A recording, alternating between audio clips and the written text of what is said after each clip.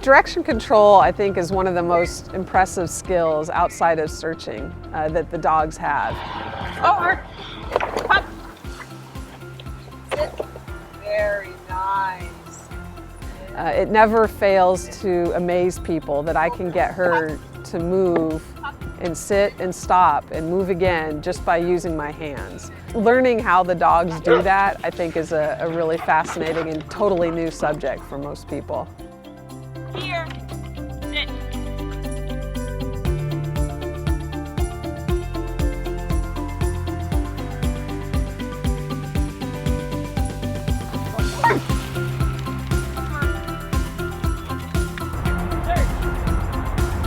Over. Down. Over. Back. Here. Good job. Great. Good job. Direction control is one of the hardest skills a search dog learns.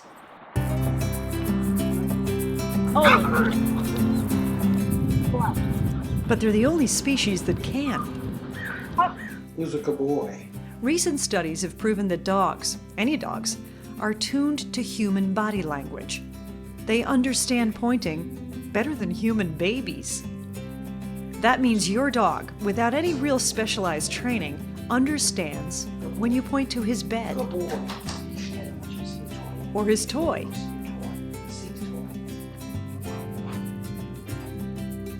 or his treat.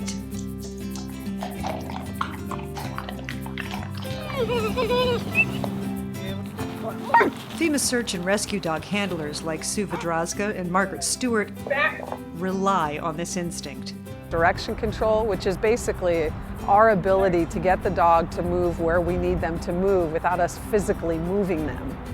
So we have to train that from very young. We start. Come on up. Good boy. Oh, his back legs aren't strong enough yet, huh? Oh, good boy. It's like everything else we do, step by step. The first step is just learning to move away from us to a platform. Go out, sit, get your toy. And then we'll have two platforms, and they'll go from one platform to the other platform, get your toy. And then eventually we start stretching those, and they'll move further and further, and it may be a different type of platform. And the end result, they understand that when I give them a hand signal, they're just going to go that direction until they find something to get up on and get their toy. I think they need to be willing to take on the task and willing to take direction from you and willing to try again. I think persistence is probably the most important trait in a search dog. I think you need a dog that can take a correction and not be crushed by the pressure, but you also need a dog that's just going to bounce back and go after it again and again and again. Once the dog masters the basics of direction control, it's time to take it to the rubble pile. Search. Here, there are no platforms, just the hand signals that tell the dogs where next to search. The end result is they're up on that pile. I give a hand signal, my dog's going to work in the direction I need them to work in. For them to translate the direction control to continue searching on the pile, I think is the hardest part for them. They'll take that direction beautifully and then stop because this is how we always do it. I don't know why that is, I just see that. Not every dog, just a lot of dogs. And those dogs that don't get it can't make it as search dogs. What about our puppies? Let's check in with two of them. Yeah, good boy. Very nice work, Copper. Copper and Molly. Have they made the cut? Good puppy. Are they pros or are they pets?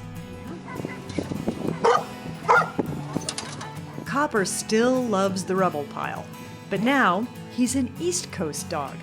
He's a proud member of FEMA New Jersey Task Force 1, alongside his new handler, Pat Pittori.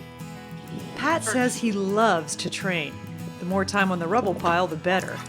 When disaster strikes, Copper's ready to search for those in need of rescue. Copper is a pro. Molly is currently soaking up the sun in the desert heat of Arizona. She's not a live find search dog like Copper, but she's a search dog with an important role. She's an HRD dog. Molly works alongside her handler, Renee Shannon, locating human remains and bringing closure to families. And that means Molly's a pro too.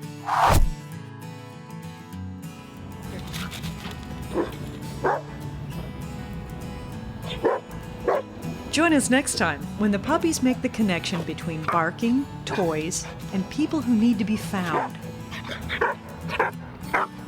It's all about the alert tube on our next episode of Before the Barks.